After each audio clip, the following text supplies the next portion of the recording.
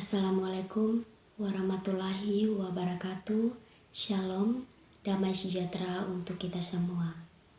Pertama-tama, kami dari kelompok 4 mengucapkan puji dan syukur kepada Tuhan Yang Maha Kuasa, karena atas berkat rahmat dan kasih karunia-Nya, kita dapat berkumpul kembali walaupun lewat online atau daring. Tidak lupa pula kami dari kelompok 4 mengucapkan terima kasih kepada Ibu dosen yang telah mempercayakan kelompok kami untuk menyelesaikan materi yang berjudul Perdagangan Internasional yang mencakupi ekspor dan impor. Saya atas nama Bernadetta Jenilia Adung yang akan membacakan poin pertama, yaitu pengertian perdagangan internasional. Terima kasih.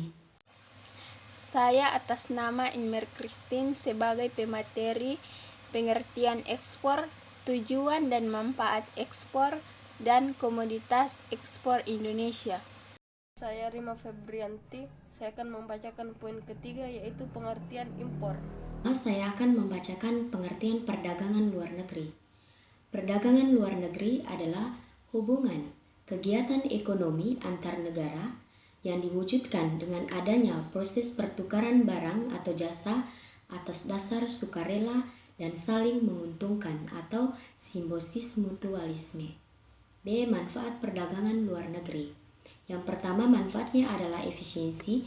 Yang kedua, perluasan konsumsi dan produksi. Yang ketiga, peningkatan produktivitas. Yang keempat, sumber penerimaan negara. Selanjutnya, dampak positif perdagangan internasional. A. Meningkatkan kesejahteraan. B. Mempercepat pembangunan. C. Meningkatkan sumber daya manusia. D. Ahli teknologi. Sedangkan dampak negatif perdagangan internasional antara lain: yang pertama, menimbulkan ketergantungan kepada negara lain. Yang kedua, cenderung statis. Yang ketiga, perusahaan yang tidak kompetitif terancam gulung tikar. Yang keempat, adanya perubahan nilai sosial budaya. C. Faktor yang mempengaruhi perdagangan luar negeri. Faktor yang mendorong suatu negara melakukan perdagangan luar negeri diantaranya sebagai berikut. Yang pertama, untuk memenuhi kebutuhan barang dan jasa dalam negeri. Yang kedua, keinginan memperoleh keuntungan dan meningkatkan pendapatan negara. Yang ketiga, adanya perbedaan kemampuan pengusahaan, ilmu pengetahuan, dan teknologi dalam mengelola sumber daya ekonomi. Yang keempat, adanya kelebihan produk dalam negeri sehingga perlu pasar baru untuk menjual produk tersebut. Yang kelima, adanya perbedaan keadaan seperti sumber daya alam, iklim, tenaga kerja, budaya, dan jumlah penduduk yang menyebabkan adanya perbedaan hasil produksi dan adanya keterbatasan produksi. Yang ke-6, adanya kesamaan selera terhadap suatu barang. Yang ke-7, keinginan membuka kerjasama, hubungan politik, dan dukungan dari negara lain. Yang ke-8, terjadinya era globalisasi sehingga tidak satupun negara di dunia dapat hidup sendiri. Faktor-faktor yang mendorong terjadinya perdagangan antar negara. Di antaranya, A. Keanekaragaman kondisi produksi. Yang kedua, penghematan biaya produksi atau spesialisasi. Yang ketiga, perbedaan selera.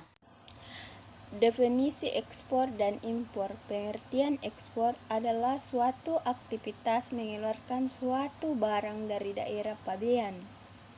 Daerah pabean adalah suatu daerah milik Republik Indonesia yang terdiri dari wilayah darat, perairan, dan udara, yang juga mencakup seluruh daerah tertentu yang berada di dalam zona ekonomi eksklusif. Tujuan dan manfaat ekspor. Yang pertama, menumbuhkan industri dalam negeri. Kedua, mengendalikan harga produk. Yang ketiga, menambah devisa negara. Ketiga, komoditas ekspor Indonesia. Setidaknya ada 5 komoditas ekspor paling besar yang dimiliki oleh Indonesia, diantaranya komoditas karet, produk tekstil, kelapa sawit, produk hasil hutan, dan kakao. Pengertian impor. Impor adalah suatu aktivitas memasarkan produk dari daerah pabean atau pembeli suatu produk untuk memenuhi kebutuhan dasar dalam negeri.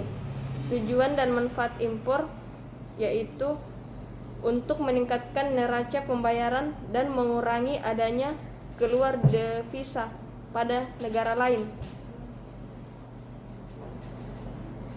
Dan ada pula faktor yang mempengaruhi keunggulan pada suatu komoditi, yaitu yang pertama faktor teknologi, kedua faktor alam, dan ketiga biaya produksi.